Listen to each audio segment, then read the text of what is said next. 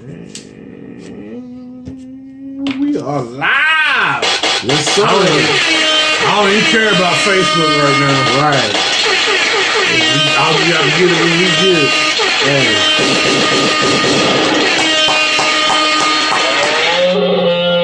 We are back in the motherfucking building. My name is Howie. My man, Kurt, Uncle Kurt. What's up, y'all? Yep. And this is Joe. This is 121? 121. 121, episode 121. So we appreciate y'all checking us out again. Anybody watching on the replay, please don't forget to smash all the buttons.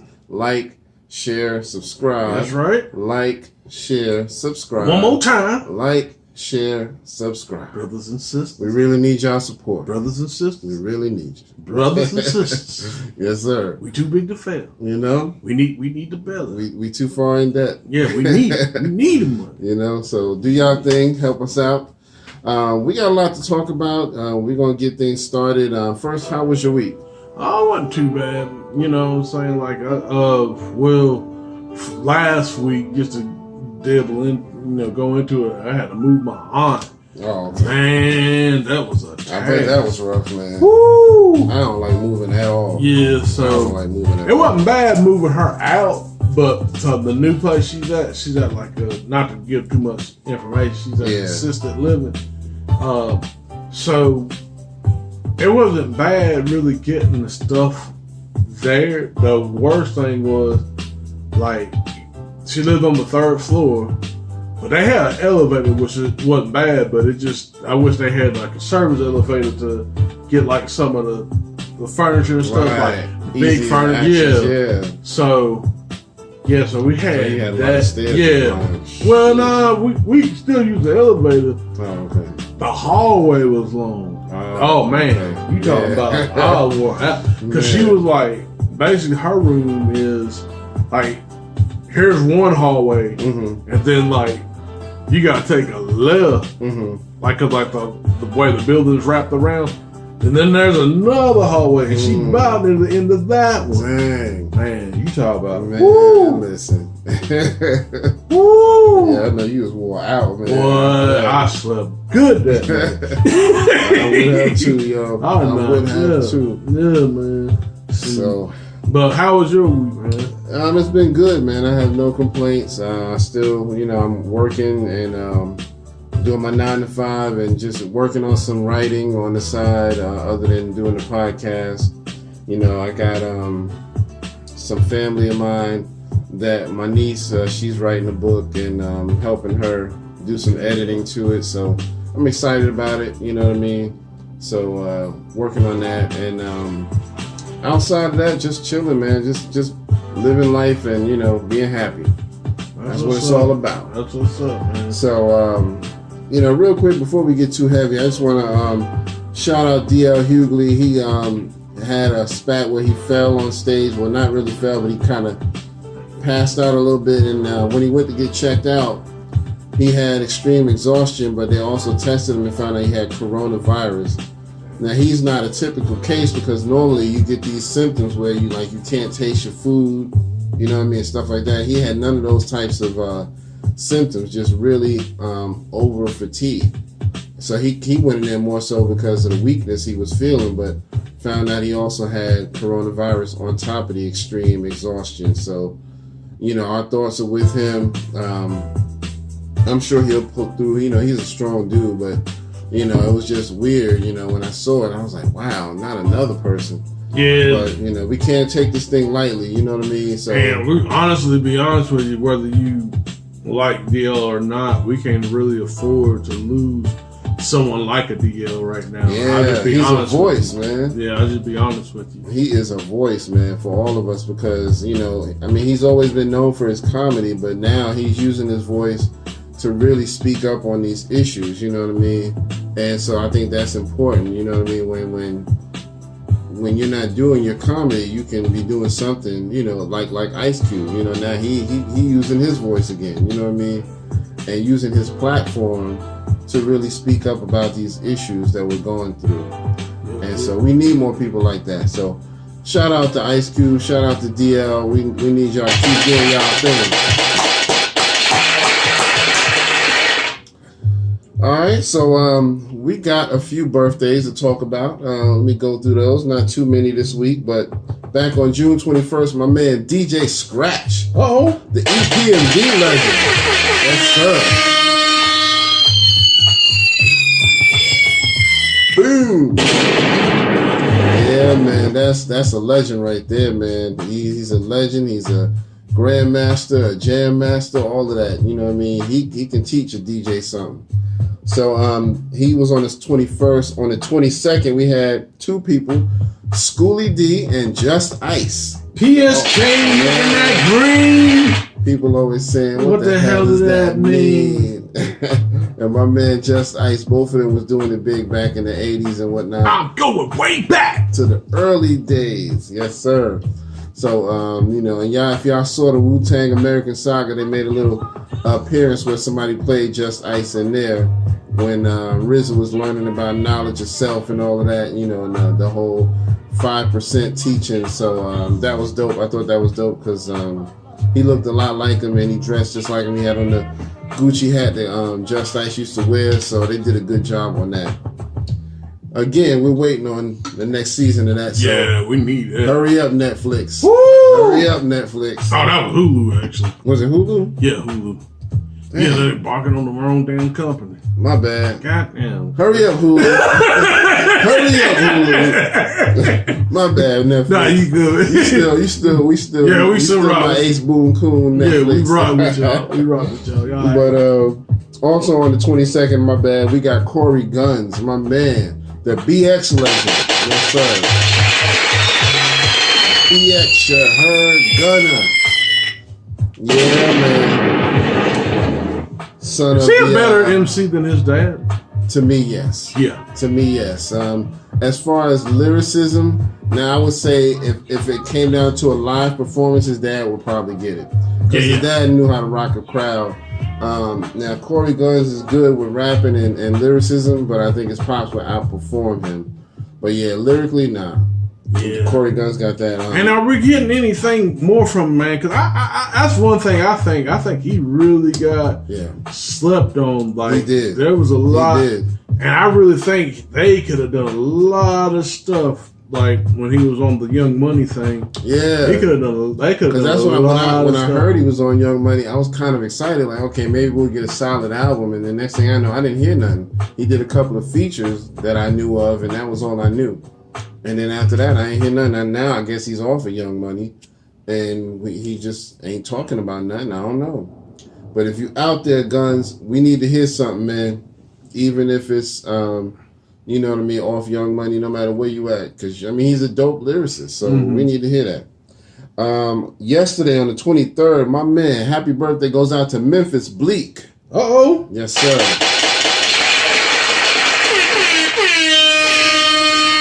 The Rockefeller native. Yes, sir. Yeah, man, Bleak is that dude. He got some skills too, man. He's another one where I'm like, why aren't you making some music? Yeah, what McCullough was talking to him about that, what was it? Dame Dash, when, he got, Memphis Bleak kind of got upset with him. Like, nah, what I was trying to get you to do was do this so you can kind of have more, But I guess he was just trying to ride the wave, right. know. So I don't know, man, but he still could do music, man. I mean, he still got it in him, I believe. So wherever you at, Bleak, let's hear something. Yep. Today we got Snow the Product. Happy birthday to her, female MC. She's pretty dope. I like Snow the Product. She out of Canada? Yeah, I think so. I think she is. Tomorrow we got my man, the LA pioneer, Candyman. Remember him?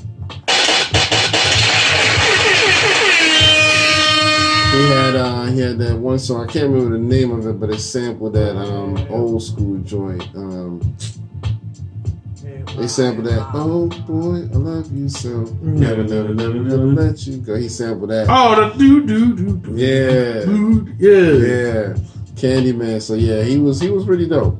He didn't stay in the industry too long, but he had a good hit or two. So we'll give him some props. So I think that's it for my birthdays. we got some new music we got to talk about. Oh, man. Yes. We got to Fight the Power again. Yes. Public Enemy. Yes. And State of the Union. State of the Union. Shut the fuck up. Shut the fuck up. Yo, when I saw that, I was dying. Yo, they went in, man. And they got a video out for it and everything. So y'all need to check that out. If you want something conscious and, that's tackling some issues, go check out Public Enemy. The song is called State of the Union. Shut the fuck up. They go back to the early mid 80s with their music, so they've been here for a minute.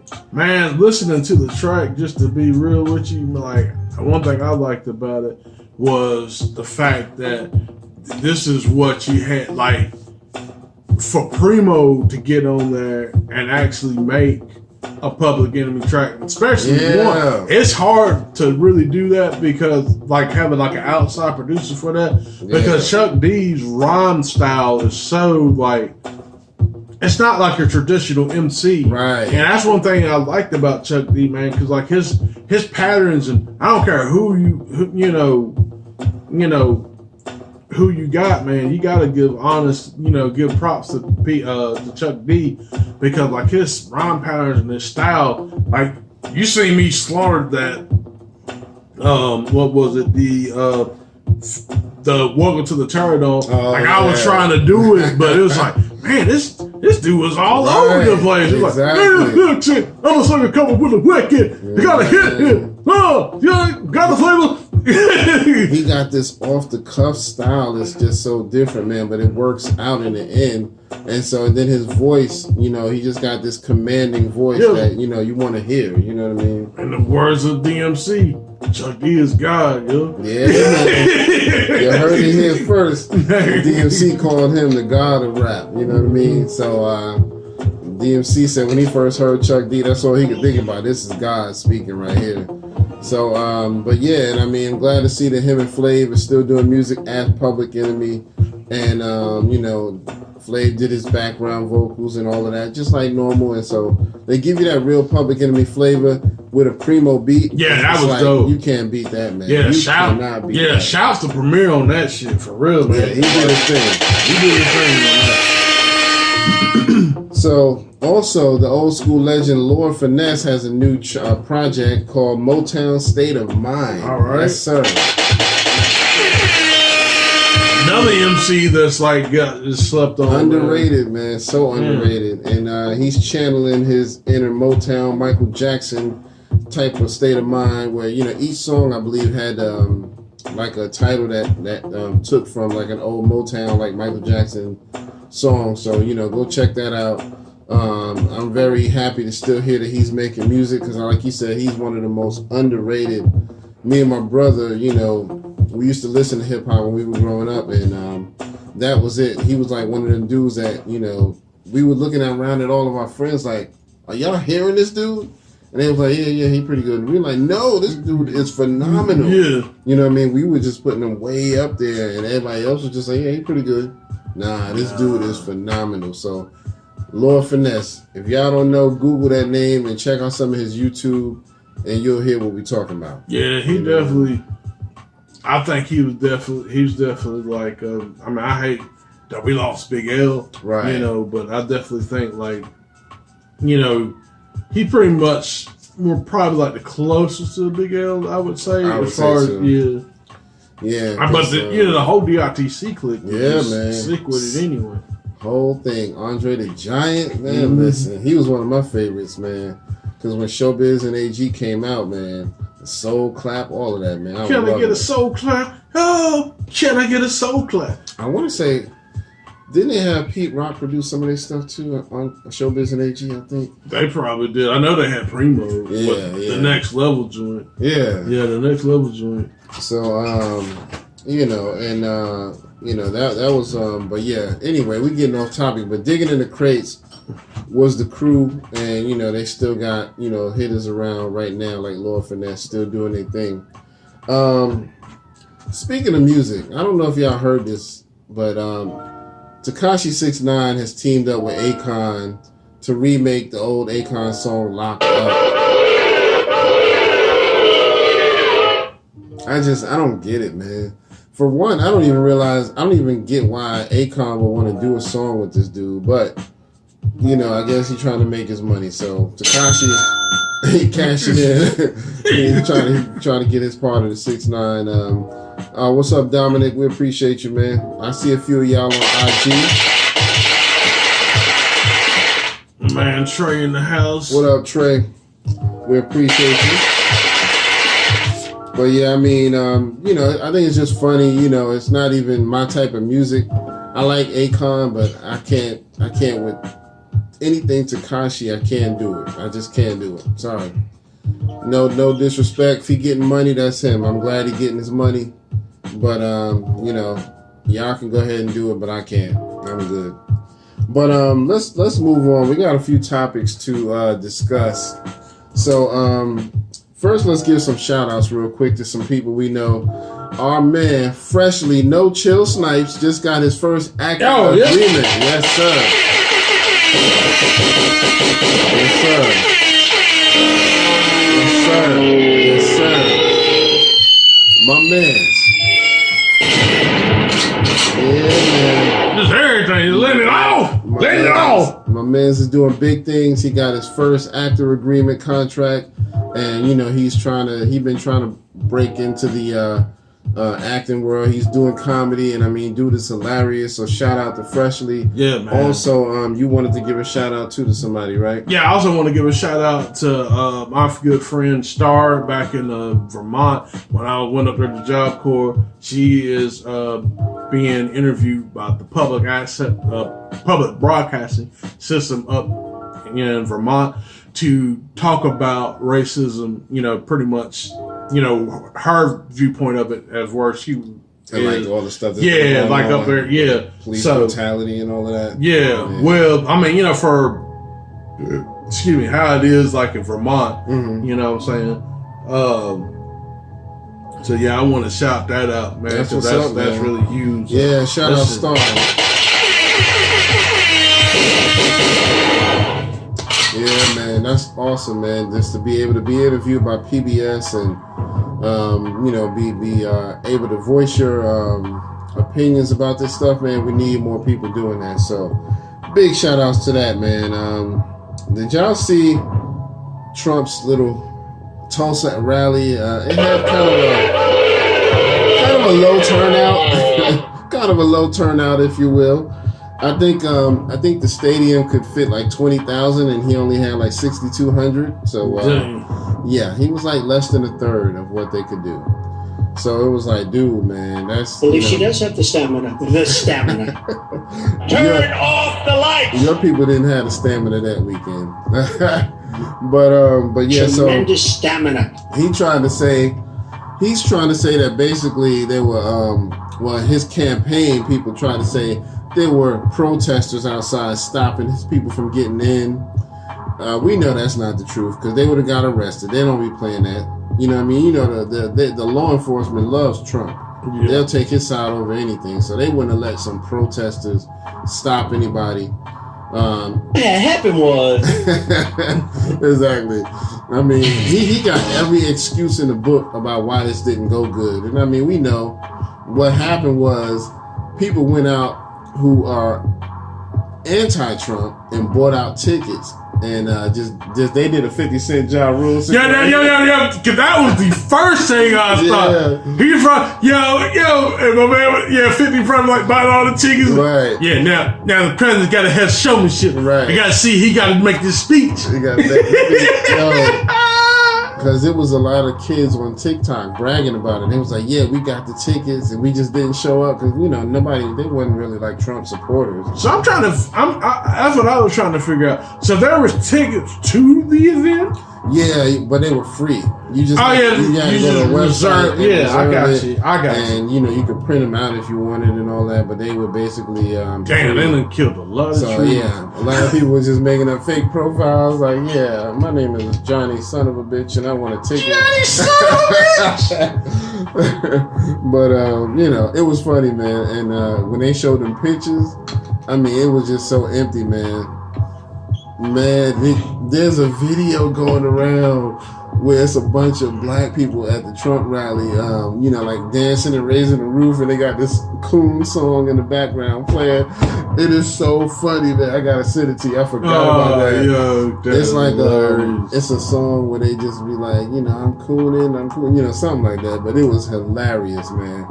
And they just sitting there happy and to be in Massa's house. But that's neither here or there. It's always a show when it comes to Trump. But anyway, so yeah,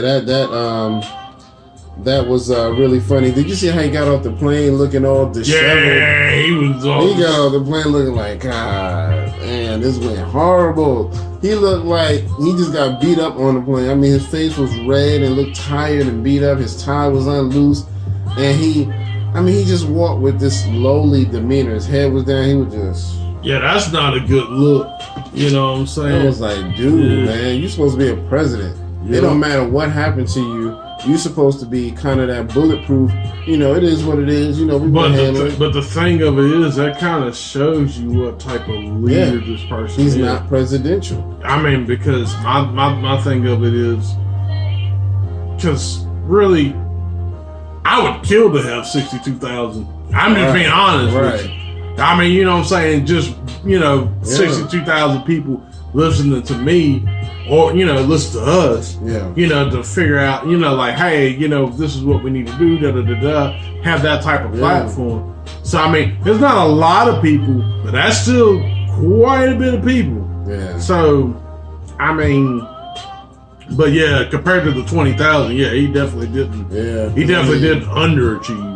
But that's the one rule of showmanship. When you're standing in front of a crowd, it don't matter if it's one or two people. You give them the same show that you would have gave a full stadium. Yep. And they were showing clips from his show from the Tulsa rally, and he was just talking about dumb shit, garbage. Yeah, he was talking about like I can drink my cup in one hand, like it was weird. He drunk it and he like threw it, like what the hell? I can hold my cup with one hand. I don't have to hold it with two. I'm like, what the fuck does this got to do with anything, sir? And they're like, I was going down a ramp and I was getting ready to bust my ass, but I have leather shoes on. I'm like, it's about how, because I guess somebody pointed out that he walked funny. He was like, yeah, it was because I was walking down a rally and I had on these shoes and they were not meant for walking down ramps. I'm like, come on, dude. You act like he was climbing Mount Everest or something. It's a ramp, motherfucker. Exactly, a gentle slope. We're gonna leave Trump alone. We can roast him all day, man. Yo. But speaking of roasting, and speaking of, the Ja Rule 50 Cent issue, let's talk about my man doing a Greek commercial. Ja Rule was in a Greek restaurant commercial talking about how good this dude's food was. He couldn't even pronounce the name. It make you want to slap your mama. Pop Christo's got the best motherfucking gyros you ever ate in your life. So good. Take one think to you got to have Peters, Papa Cristo Peters. They got everything. I'ma just give you a rundown of some of my favorites. They got tzatziki. Hold on. Octopi tequila. Well, whatever, but it's good.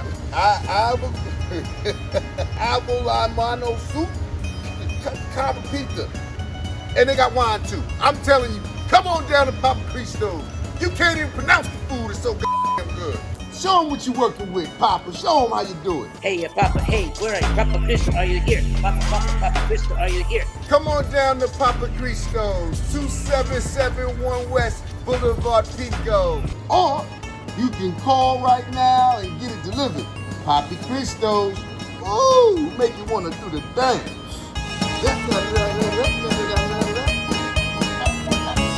Opa! Came off like a skit. I don't know. I think it was a valid commercial, but I think he was just trying to make it funny. But it just came off real low rent, and it was just corny. He started doing a little dance at the end where he was just like, doing the little dance where the kids be doing that. I was like, dude, what is you doing, man? Yeah, I didn't really watch the whole video because like, nah, Yeah. I'm just not gonna do this to myself. But Man, if you want a good laugh, yeah, that's but where it's under at. the video, I seen a lot of people tagging 50 Cent in it. Like, yeah. that was like, because I know 50 was like, man, what the fuck is it? Right. Yeah, 50 actually did say something too. Wait, I think he said something. No, he didn't say something about that. But Ja Rule also posted on his social media that he's available to be booked for private parties. Yeah. And talking about they'll be COVID free and all of this and that. And then he was showing a video of him at some private party with some white chicks, and he was standing behind the birthday girl rapping, and 50 was like saying something about that. He said, at least I don't have to, rent myself out for a private party, something to that effect. Yeah. I was like, damn, Ja, come on, man. He can't be that desperate. You doing little private parties. But I think Ja's trying to stay relevant the best he can. But honestly, 50 is doing the same thing, because that's why 50 trolls people. Both of them are doing little desperate things just to stay relevant. Yeah. So, I mean, just make some music, man. Well, I think with 50's case, the thing about 50 though, 50 got a couple of shows under his belt and things too. Yeah. So I mean, I don't think. Yeah, he is in a sense trying to, but I don't think he as desperate. If that makes sense. Yeah, I agree. It was just really funny.